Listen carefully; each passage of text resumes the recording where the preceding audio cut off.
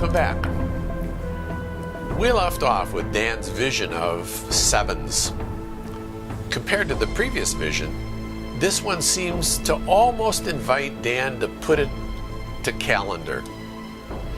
We've already seen that Jeremiah's prediction that the exile would last for 70 years still held some ambiguity as Daniel reflected on the text. 70 years from when? From which displacement? Well, my take is that the predictions are not meant to mark calendar. Rather, they're meant to challenge the believer to confident belief, to righteous living, to be on mission. I take my cue from the other Testament when conscientious believers wanted to get out their calendars. One example is in Acts chapter 1. Remember? Do you remember the dissatisfaction the disciples, especially Peter, had with the fact that Jesus was headed for the cross when they wanted a kingdom? And so, with the cross and resurrection behind them, what's the first question they ask the risen Lord? Verse 6. Lord, is it at this time that you're restoring the kingdom to Israel?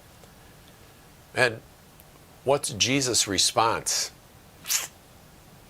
It's not for you to know the times or the epochs which the Father has fixed by his own authority.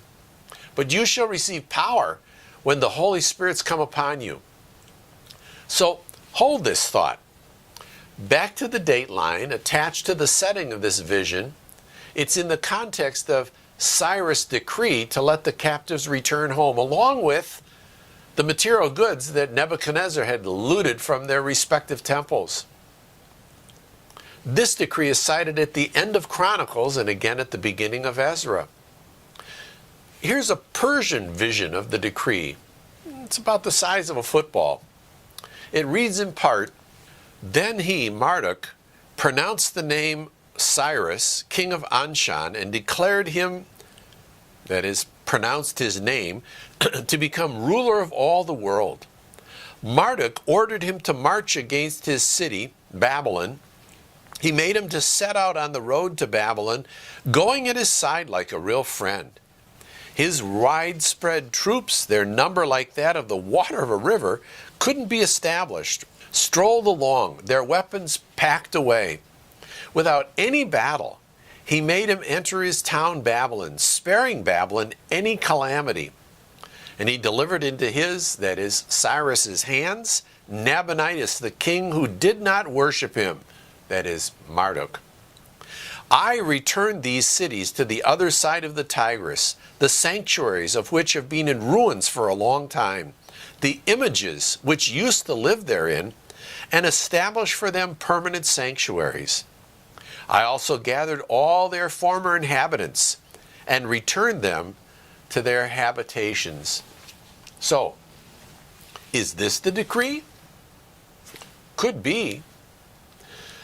But Ezra records in Ezra chapter 5 that 20 years later, in the face of some pretty intense resistance from the locals who questioned the validity of their building permit, they requested a reissue from Darius. And then Ezra chapter 7 verses 11 through 16 reports yet again a decree is issued, this time by Artaxerxes. And then Nehemiah comes to Jerusalem in 445 to provide security for the people of Judah by finishing the city wall and installing the gates. And in Nehemiah chapter 2 verses 1 through 8, there's the report that he brings with him another decree from Artaxerxes. Well, if the sevens in Daniel's vision represents years, then 69 times 7, figure it out, is 483 lunar years. That's their system of reckoning. So 483 times 360, 173,880 days. Got to divide that by 365 and a quarter, our system. And that gives us 476 years. So let's see here. If I try that on this last decree of Artaxerxes to Nehemiah in 445, 445 plus 476 is 31. Now, remember, I'm dealing BC, so I have to subtract. Excuse me, when I'm subtracting, I have to add, don't I? And when I add, I have to subtract. Anyway, 31, which is approximately when Messiah, the Prince, namely Jesus, was cut off. Well, you can scan the handout where I line up the points of contact between the various visions that we've looked at. And as we wrap up chapters 10 through 12, the issue, according to 10:10 through 14, is still what's going to happen to Daniel's people? And remember, this issue has at its core a theological question about the validity of the promised covenant. That's why clarifying and emphasizing the answer is such a big deal in Exile. This section develops the answer in two phases, the near future and the distant future. So, follow me in the text. Chapter 11, verse 2. In the near future, the last of the four Persian kings will attack Greece. In 11:3 through 4, ultimately, a mighty Greek king defeats Persia and establishes a great kingdom.